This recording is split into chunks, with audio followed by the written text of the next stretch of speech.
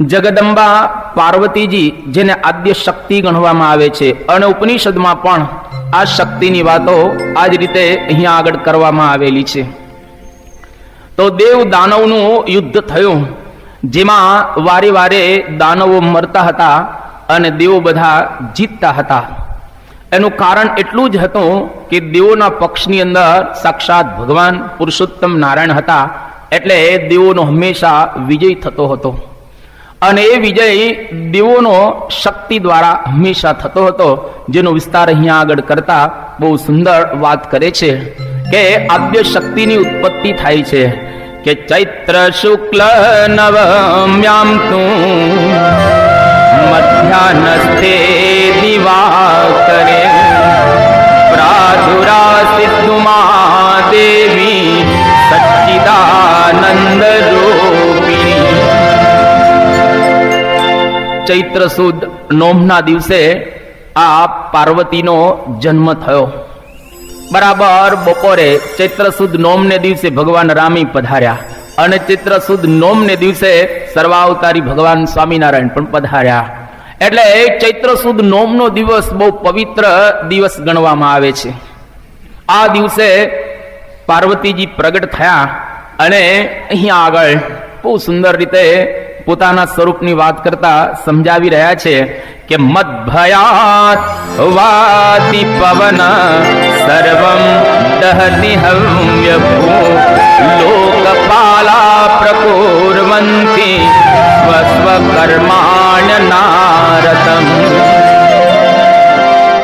કે મારા થકી પવન વાય છે, મારા થકી આ બધા દેવતાઓ પોતપોતાનું કાર્ય કરી રહેલા છે, અને જો હું શક્તિ ખેંચી લઉં તો આ બધા દેવતાઓ કાર્ય કરતા બંધ થઈ જાય, એવી વાત અહીંયા આગળ કરે છે.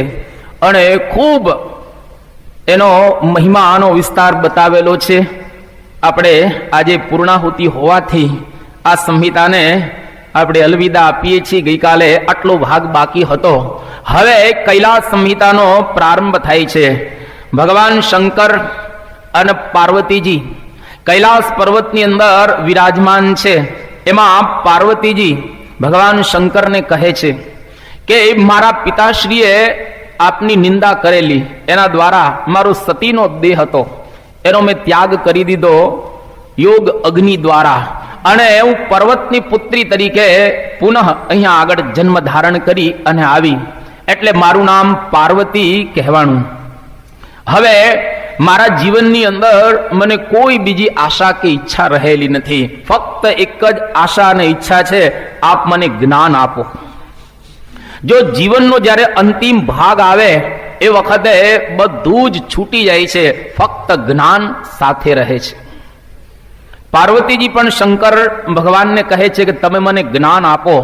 અને શંકર ભગવાન જ્ઞાન આપવાનો જ્યારે પ્રારંભ કરે છે, સૌથી પહેલા પાર્વતીને ધન્યવાદ આપે છે કે દેવી, તને એક વિચાર આવ્યો ને કે મારે જ્ઞાન પ્રાપ્ત કરવું છે. છેલ્લા 8 દિવસથી આપણે ઓલમોસ્ટ અહીંયા આગળ આખો હોલ ભરાઈ અને બેઠેલા હોઈએ છીએ અને જ્ઞાન સાંભળીએ છીએ. અંતિમ ચરણમાં પાર્વતીજી શંકર ભગવાનને કહે છે કે તમે મને જ્ઞાન આપો. અને શંકર ભગવાન એમનો અહીંયા આગળ વર્ષોથી જે સંકલ્પ રહેલો છે એ જાણે સંકલ્પ સિદ્ધ થઈ રહ્યો હોય એવી એમના અંતઃકરણની અંદર મહેચ્છા આજે જ્ઞાન દ્વારા પ્રગટ કરે છે. અને સુંદર એનો પ્રારંભ કરતા મહાવાક્ય સંભળાવે છે. આમ તો વેદોના મહાવાક્ય છે, વેદોના 4 મહાવાક્ય છે, પણ અહીં આગળ ઘણા બધા લગભગ 22 જેટલા જુદા જુદા ઉપનિષદો અને વેદોમાંથી સિલેક્ટ કરેલા વાક્યો પાર્વતીજીને શંકર ભગવાન સમજાવે છે, જેનો વિસ્તાર આખી આ કૈલાસ સંહિતાની અંદર બતાવવામાં આવ્યો છે. પરંતુ એનો પ્રારંભ કરતા કહે છે કે વાક્યાની વચમિતે બ્રહ્મન સાવધાનમતિ શૃણુ તાની ધારય ચિત્તેહિ સબ્રુયાત ઇતિ સંસ્ફુટમ. કે હું આ જ્ઞાનનો પ્રારંભ કરું છું, તું સાવધાન તયા શૃણુ. આપણે આમ સાંભળતા તો હોઈએ છીએ, પણ સાવધાન થયા સાંભળવાની વાત અહીંયા આગળ કરી રહેલા છે. જ્યાં સુધી અવધાનતા ના આવે, સાવધાનતા ના આવે, ત્યાં સુધી કોઈ દિવસ જ્ઞાન આપણી અંદર સ્થિર થતું નથી. જ્ઞાન સાંભળીએ છીએ ઘણું બધું. આ પહેલી વાર પારાયણમાં નથી આવતા કઈ. આપણે કેટલી બધી પારાયણો સાંભળી ચૂકેલા છીએ, પણ આપણે જેમ ગઈકાલે વાત કરેલી કે આખો કહે એનું કરવું કેમ, બીજા વર્ષે પાછું એમનું એમ. બીજું વર્ષ આવે એટલે આ જ્ઞાન છે આપણું કોઈક હરી લે છે. કોણ હરે છે? તો રોહિદાસ ચમાર કહે છે, કામ ક્રોધ લોભ મોહાહા દેહે તિષ્ઠંતિ તસ્કરાહા હરંતિ જ્ઞાન રત્નાની તસ્માત જાગૃહી જાગૃહી. કામ ક્રોધ લોભ મોહ મદ મત્સર આશા તૃષ્ણા ઈર્ષા અહંકાર મારું તારું રાગ દ્વેષ દગા પ્રપંચ આ બધા જ સ્વભાવોને લઈ અને આપણું જ્ઞાન છે હરાઈ જાય છે. અને આપણે બધા એવા ને એવા બની જઈએ છીએ. એટલા માટે જ્યાં સુધી સ્વભાવો ન ટળે અને પોતાના સ્વરૂપનો અનુભવ ન થાય ત્યાં સુધી જ્ઞાન ક્યારેય સ્થિર થતું હોતું નથી. એટલે 4 ભાવ અહીંયા આગળ કહે છે, બહુ સુંદર જુદા જુદા વાક્યો દ્વારા. સૌથી પહેલો ભાવ દેહ ભાવ. આપણે મોટા ભાગના દેહ ભાવમાં રાચતા હોય છે. ત્યાર પછી બીજો ભાવ આત્મ ભાવ, દેહથી પર આપણે આત્મારૂપ થવાનું છે. ત્રીજો ભાવ બ્રહ્મ ભાવ, એટલે કે આત્માને બ્રહ્મરૂપ કરવાનો છે. અને ચોથો ભાવ પરબ્રહ્મ ભાવ, એટલે કે એને ભગવાન સિવાય બીજી કોઈ અનુભૂતિ ન થાય. શંકર ભગવાન જ્યારે આ જ્ઞાનનો પ્રારંભ કરે છે એ વખતે પદ્મ પુરાણની અંદર એક પ્રસિદ્ધ કથા છે કે આજુબાજુ જોવે છે કે કોઈ સાંભળતું નથી ને, કારણ કે આવું અદભુત જ્ઞાન આપવાનું છે. અને જોયું કોઈ સાંભળતું ન હતું, એટલે શંકર ભગવાન પ્રારંભ કરે છે જ્ઞાનનો. અને જેવા પ્રારંભ કરે છે એ વખતે પાર્વતીજીના ઝોકા આવે છે, જરા ઊંઘ આવે છે. પેલાનો વખતની અંદર કથાઓ ચાલતી એટલે આગળ 2-4 ને બેસાડી દેવામાં આવે, અને થોડી વાર થાય એટલે જોરથી બોલે હરે, એટલે શું કોઈ સુઈ ગયા હોય તો પાછા જરા જાગી જાય વ્યવસ્થિત રીતે. અને પાર્વતીજીને વચ્ચે ઝોકું આવી જાય છે, અને એકદમ ઊંડું જ્ઞાન આવ્યું એટલે સ્વાભાવિક રીતે જરા કંટાળો આવ્યો, સમજી ન શકાય. અને જેવું ઝોકું આવ્યું એટલે બાજુમાં પોપટનું બચ્ચું એ હરે બોલે છે. શંકર ભગવાને જોયું કે આ તો પોપટના બચ્ચાએ જવાબ આપ્યો, એટલે બાજુમાં ત્રિશૂળ પડેલું જોરથી પોપટના બચ્ચા ઉપર ઘા કર્યો, એની 2 પાંખ કપાઈ ગઈ, બચ્ચું ત્યાં મરી ગયું. એનો જીવાત્મા ભગવાન વેદવ્યાસની પત્ની વાટિકા એના ઉદરની અંદર પ્રવેશ કરે છે. અને સામાન્ય રીતે બાળકનો જન્મ 9 મહિના પૂર્ણ થાય અને 10 મહિના પહેલા થતો હોય છે. આ છોકરો ઉદયમાંથી બહાર જ નથી નીકળતો, ઉદરમાં ને ઉદરમાં જ રહે છે. 12 વર્ષ થયા એ વખતે વેદવ્યાસજી કહે છે કે બેટા હવે તો બહાર નીકળ, 12 વર્ષ થઈ ગયા. કે ના, કે કેમ? તો કે શંકર ભગવાન થકી મેં જ્ઞાન સાંભળ્યું છે, માતા પિતાની સાથે જો 4 આંખો મળે તો સંસારની અંદર આસક્તિ થાય, એટલા માટે મારે સંસારની અંદર જન્મ ધારણ નથી કરવો. પણ 16 વર્ષ થયા એટલે સુખદેવજી હવે બહાર આવવાનો સંકલ્પ કરે છે. અને વ્યાસજી એને ઘણું સમજાવે છે, જેની કથા પદ્મ પુરાણમાં છે ને ભાગવતમાં થોડોક વિસ્તાર રહેલો છે, પણ એમાં ન પડતા પાર્વતીજીને ઊંઘ આવે છે આ જ્ઞાનની અંદર. પણ પ્રારંભ કરતા કહે છે પ્રાણોસ્મી દેહોસ્મી. આ વૈદિક શબ્દો રહેલા છે, હું પ્રાણ છું, હું દેહ છું. સામાન્ય રીતે આપણે પ્રાણી નથી અને આપણે દેહી નથી, દેહથી પર આપણે આત્મા છીએ. પણ મોટા ભાગનાને આ પ્રકારનું મનાઈ ગયું છે. ભગવાન સ્વામિનારાયણ એક વખત અગત્રાયની અંદર વિરાજમાન હતા ને એક ઝાડના છાંયે બેઠેલા એક છોકરો આવ્યો, અને હરિજનનો છોકરો હતો. એ વખતે ઢેઢ બોલાતું હતું, અત્યારે બોલાતું નથી. પહેલાના વખતમાં ઢેઢ બોલાતું હતું. એટલે સ્વામિનારાયણ ભગવાન કહ્યું કે બોલ, તું કોણ છે? તો કે હું ઢેઢ છું. ભગવાન સ્વામિનારાયણે કહ્યું કે બોલ, હું આત્મા છું, આત્મા છું, આત્મા છું. બોલો બોલ્યો, હું આત્મા છું, આત્મા છું. થોડી વાર થઈ તો ભગવાન સ્વામિનારાયણ પૂછ્યું તું કોણ છે? તો કે હું ઢેઢ છું. એકદમ ફિટ થઈ ગયું કે હું ઢેઢ છું. અને સ્વામિનારાયણ ભગવાને 100 વખત એને ગોખાવ્યું કે બોલ, હું આત્મા છું, આત્મા છું, આત્મા. પેલા એ બોલ્યું પણ ખરું 100 વખત, પણ પછી 100 પૂર્ણ થયા, થોડોક વચ્ચે ગેપ આપી દીધો. અને પછી સ્વામિનારાયણ ભગવાને પૂછ્યું કે બોલ, તું કોણ છે? ત્યારે પેલો કહે છે તમે કહો છો એટલે આત્મા છું, બાકી હું તો ઢેઢ જ છું. કહો છો એટલે આત્મા જ, બાકી હું ડેડ જ છું. ત્યારે સ્વામિનારાયણ ભગવાન બોલ્યા કે કેટલું ફિટ થઈ ગયું છે. આ હું હરિજન છું, બ્રાહ્મણ છું, વાણિયો છું, પટેલ છું, આ હું વૈશ્ય છું, શૂદ્ર છું. આપણે આ દેહ નથી. એક અભિનિવેશ આપણને થઈ ગયેલો છે. થોડા વર્ષો પહેલાનો આ પ્રસંગ છે. પેરુની અંદર એક જ્યોર્જ ઇવાર કરી અને ભાઈ હતો. હવે આને એવું એક મનાઈ ગયું હતું કે હું ઘોડો છું. એને પેલો ઘોડો જતો હોય એવું એને મનાઈ ગયો અને આખો દિવસ પોતાની જાતને ઘોડો જ માનતા હતા. એક વખત ગાંડાની હોસ્પિટલની અંદર જવાહરલાલ નહેરુ ગયા અને બધાને પૂછે કે તમને કેમ છે? એટલે ગાંડાએ જવાહરલાલ નહેરુને પૂછ્યું કે આપ કોણ? તો કે હું જવાહરલાલ નહેરુ. ગાંડો કે બોલતા નહીં. હું એક વખત જ બોલેલો તો મને હોસ્પિટલમાં લઈ આવ્યા અને એક જ વખત મેં કહેલું કે હું જવાહરલાલ નહેરુ છું તો મને લ્યા, તમે બોલતા નહીં. હવે અસલ જવાહરલાલ નહેરુ આ ગાંડાની હોસ્પિટલ, પણ પેલાને મનાઈ ગયું કે હું જ ખરેખર જવાહરલાલ નહેરુ છું. થોડા વર્ષો પહેલાનો પ્રદેશનો એક પ્રસંગ છે.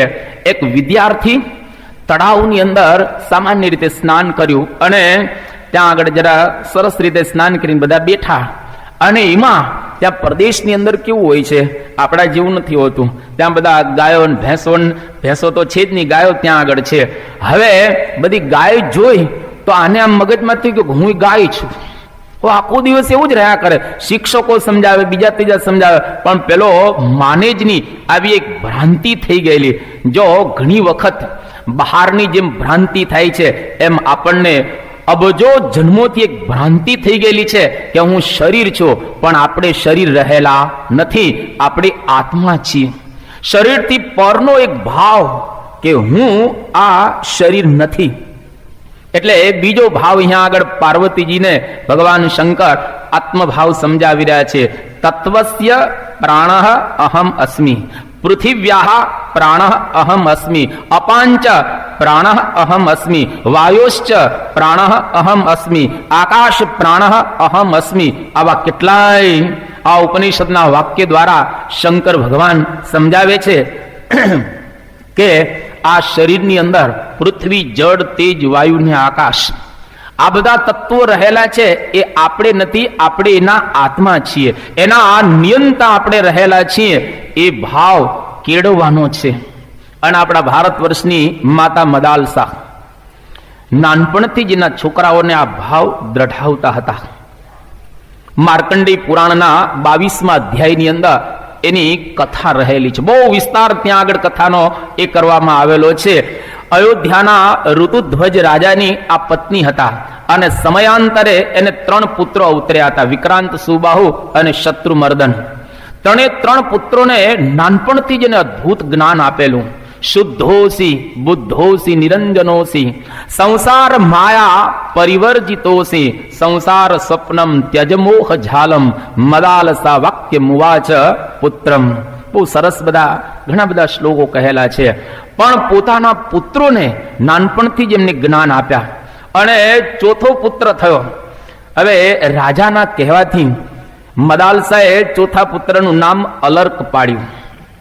રાજા કહે છે અલર્કનો અર્થ શું થાય? રાણી કે આત્માનો શું કઈ અર્થ હોતો હોય છે? આ તો ગમે તે નામ પાડી દો ને, શરીરનું ગમે તે નામ પાડી દો. આત્માને કોઈ નામ નથી, આત્માને કોઈ રૂપ નથી, આત્માને કોઈ જાતિ નથી, આત્માને કોઈ દેશ નથી, કશું જ નથી.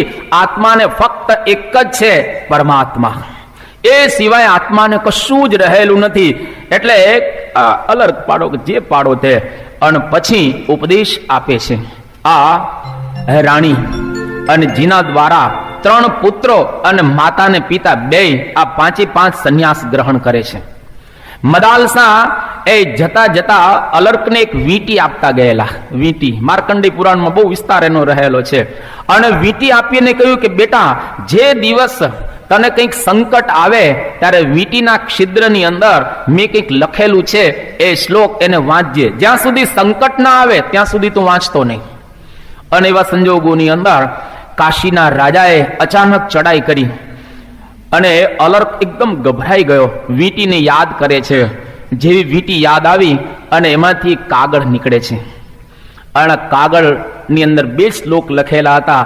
માતા મદાલસાએ ઉપદેશના રૂપમાં આ 2 શ્લોક એમને આપેલા કે સંગ સર્વાત્મના ત્યાજ્ય સચેત્યક્તુમ ન શક્યતે સદ્ભિઃ સતુ કર્તવ્ય સતાં સંગો હિ ભેષજં કામઃ સર્વાત્મના હેયો હાતુમ ચેત શક્યતે ન સહ મુમુક્ષાં પ્રતિ તત્કાર્યં સૈવ તસ્યાપી ભેષજં.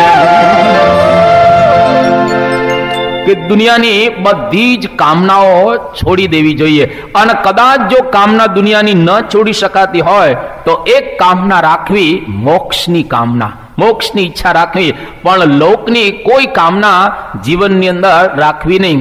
અને અલર્ક કે જ્યારે આ વાંચ્યું, એક બાજુ યુદ્ધ ખેલાઈ રહેલું છે અને એક બાજુ આ બે શ્લોક, અલર્ક વાંચે છે, એકદમ જાગૃત થઈ ગયા કે દુનિયામાં યુદ્ધો તો ચાલતા જ રહેશે, કોઈ દિવસ દુનિયા યુદ્ધથી વિરામ પામવાની નથી. યુનાઇટેડ નેશન્સ ઓર્ગેનાઇઝેશન અમેરિકાની અંદર એની સ્થાપના થઈ. લગભગ એ વખતે 148 દેશ ભળેલા હતા, અત્યારે 196 દેશ છે. દુનિયામાં અત્યારે 211 દેશ રહેલા છે.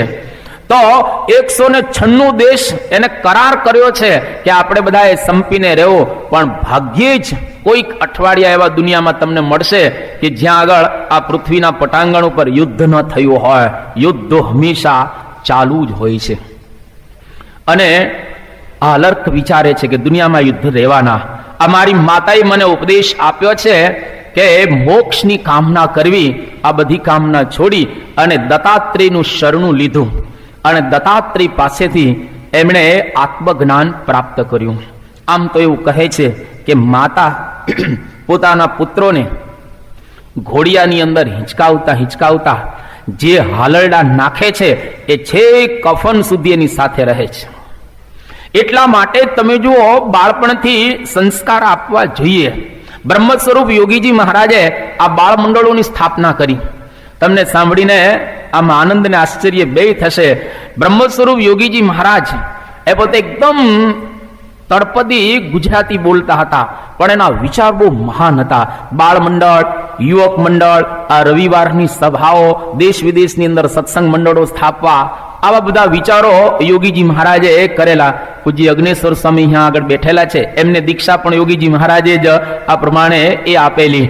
તો યોગીજી મહારાજ એમણે વિચાર કર્યો કે ખરેખર બાળપણથી જેટલા સંસ્કારો આપવામાં આવશે એટલા જ ભવિષ્યની અંદર એમને સંસ્કારો ઉગશે. એટલે બાળમંડળોની એમની સ્થાપના કરીને આજે સમગ્ર વિશ્વની અંદર શ્રેષ્ઠ બાળમંડળો જો કોઈના ચાલતા હોય તો BAPS આ સંસ્થાના 1989માં ગુજરાત સરકારે આ સંસ્થાને બાળમંડળનો એવોર્ડ આપેલો છે. 1992માં ઇન્ડિયન ગવર્મેન્ટે આખા ભારતની અંદર જો સારા બાળમંડળો ચાલતા હોય, બાળ પ્રવૃત્તિ શ્રેષ્ઠ ચાલતી હોય તો આ BAPS સંસ્થા દ્વારા એનો એવોર્ડ પણ આ સંસ્થાને પ્રાપ્ત થયેલો છે. એટલે આજે તમે જો કેટલું એક જબરજસ્ત કામ આ થઈ રહ્યું છે. પણ અહીંયા આગળ આ માતા મદાલસા અલર્કને જ્યારે ઘોડિયામાં હાલરડા નાખતા, કેટલું સુંદર હાલરડું હતો. સંતોએ ગાયું છે પોતાના કાવ્યની અંદર કે આ બાળકને જો આવા નાનપણથી સંસ્કાર આપવામાં આવે તો ખરેખર એનો બાળક તેજસ્વી થાય છે. એ માતા મદાલસા હાલરડા નાખતા કહે છે, નથી જન્મ મરણ સોતતા હરે, નથી જન્મ મરણ સોતતા હરે, નથી જન્મ મરણ સોતતા હરે, નથી જન્મ મરણ સોતતા હરે, એવા માત્ર તું ભૂત કુમાર, હે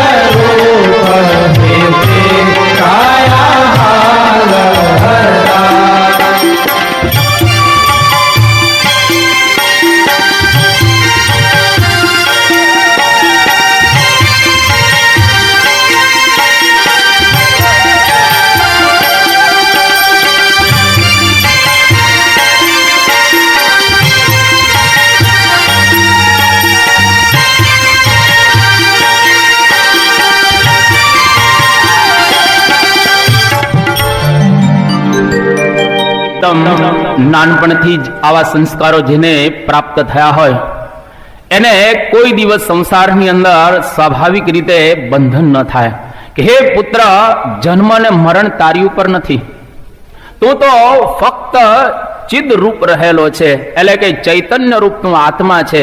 આ તો દેહ લોષ્ઠ સમ છે, આ એક વખત નાશ પામવાનું છે. તમે ગમે તેવા હો પણ એક વખત આ શરીર જવાનું છે. અરે શંકરાચાર્ય તો ત્યાં સુધી કહે છે કે અત્યારે જે શરીર ઉપર આપણને મમતા હોય, હેત હોય, આસક્તિ હોય, એ શરીર જ્યારે ધામમાં જાય છે ત્યારે એની પત્ની પણ એનાથી ડરે છે.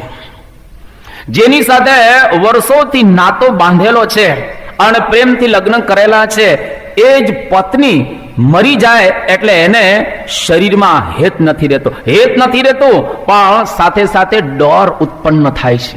શંકરાચાર્યની ભાષા કે યાવત પવનો નિવસતિ દેહ તાવત રોચતી કુશલમ ગેહ. યાવત પવનો નિવસતિ દેહ તાવત રોચતી કુશલમ ગેહ. ગતવતિ વાયો દેહા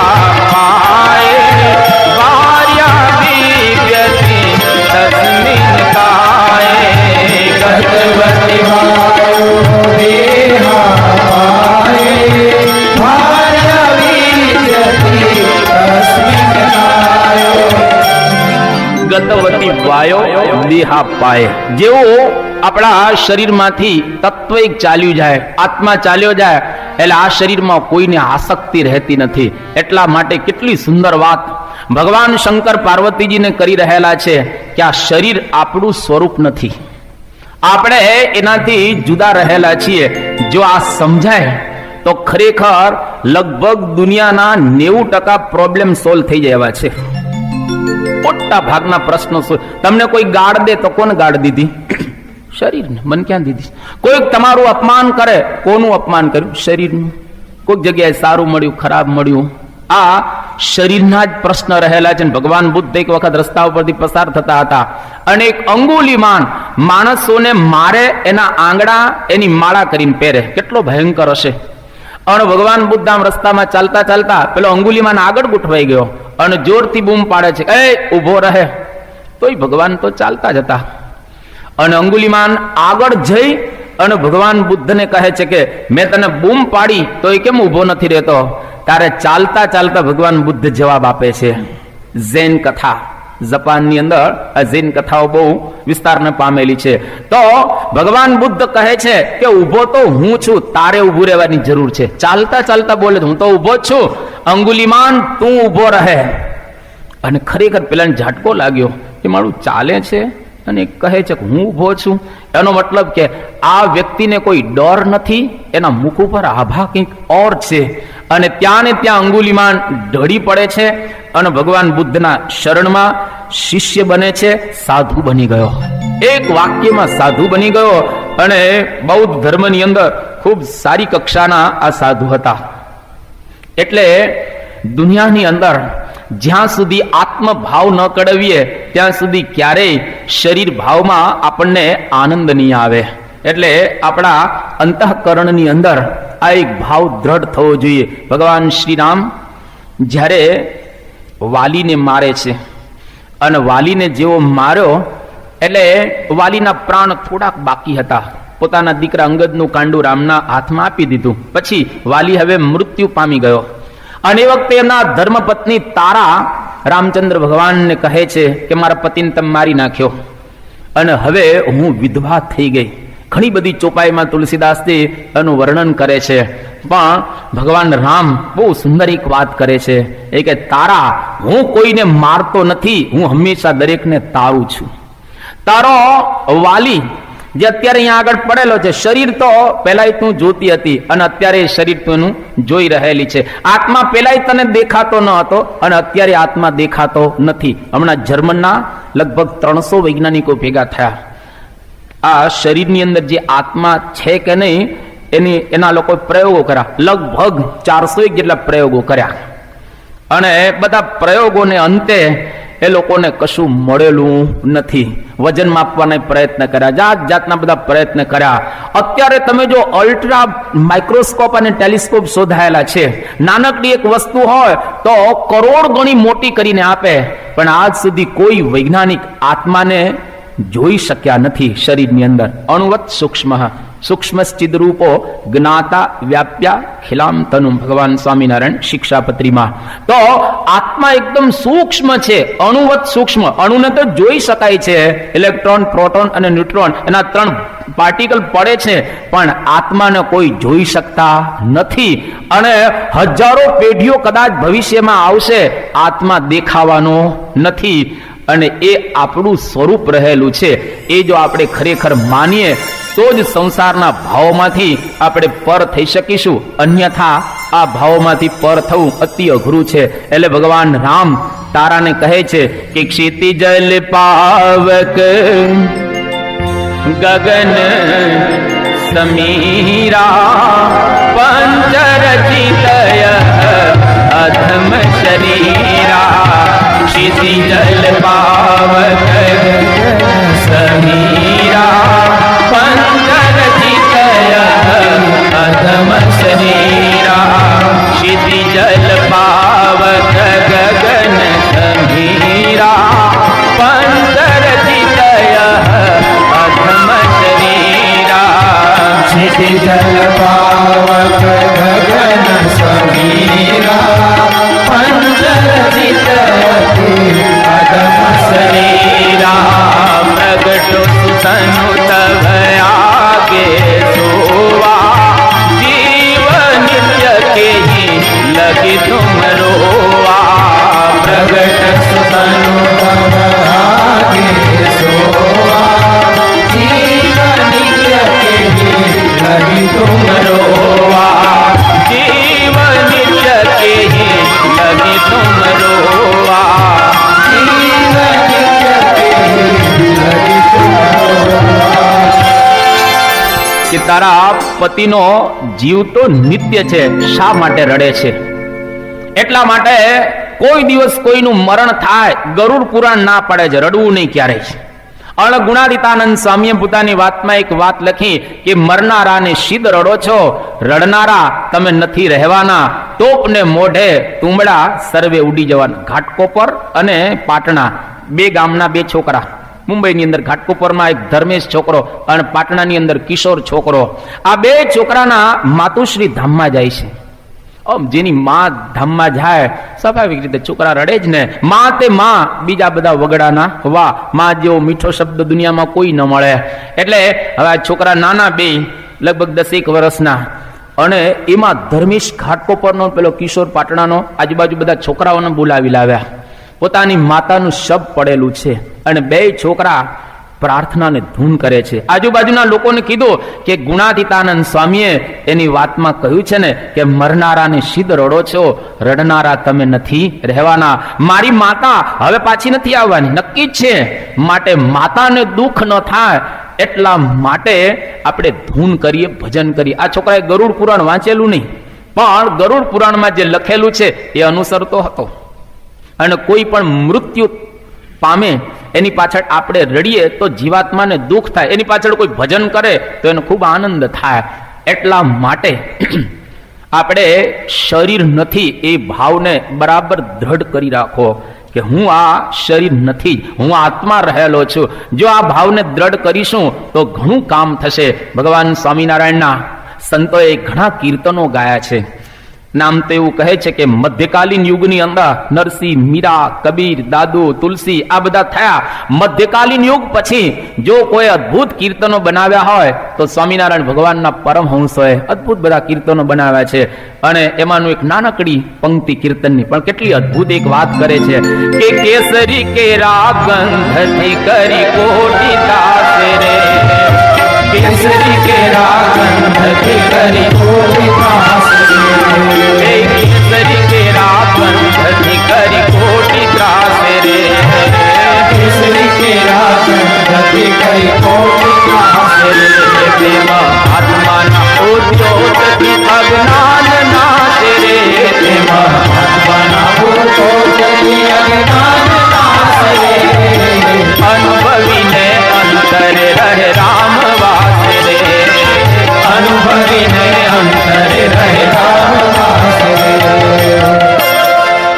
કેસરી સિંહ હોય, ખાલી એક ત્રાણ પાડે તો કરી એટલે હાથી કોટી ત્રાસે રહે, કરોડો હાથીને ત્રાસ ઉત્પન્ન થાય. એક જ ખાલી સિંહ હોય, જુનાગઢનો અસલ કેસરી સિંહ, તો બધાને એનાથી ડર લાગે.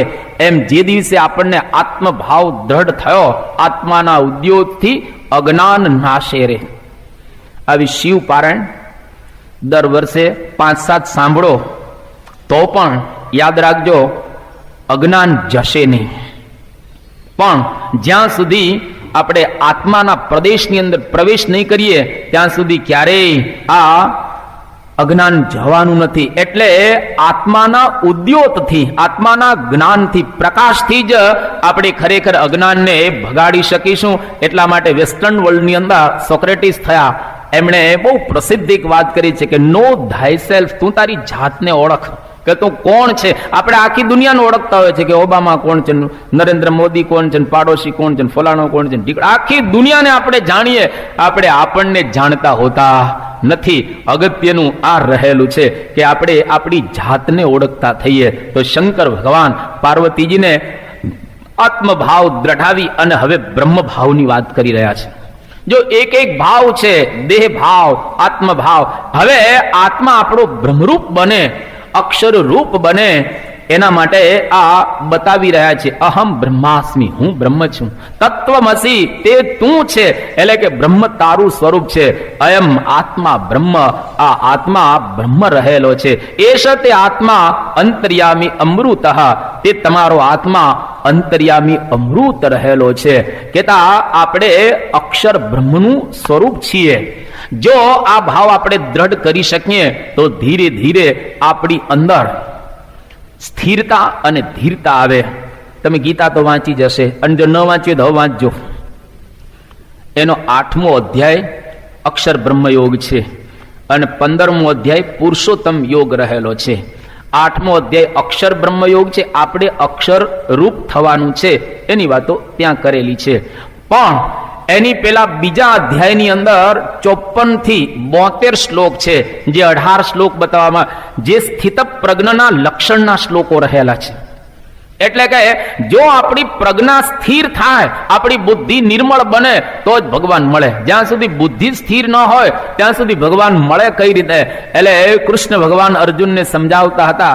અર્જુન પૂછે છે કે સ્થિત પ્રજ્ઞસ્ય કા ભાષા, સમાધિસ્થસ્ય કેશવ, સ્થિતદ્ધિ કિમ પ્રભાષેત, કિમાસીત વ્રજેત કિમ. હે ભગવાન, સ્થિત પ્રજ્ઞ પુરુષની ભાષા કેવી હોય? એ બોલે કઈ રીતે, બેસે કઈ રીતે અને ચાલે કઈ રીતે? સ્થિત પ્રજ્ઞ પુરુષ આપણી જેમ જ બોલે ને. એ કઈ જુદી રીતે બોલતો હોય, જુદી રીતે ચાલતો હોય, જુદી રીતે બેસતો હોય.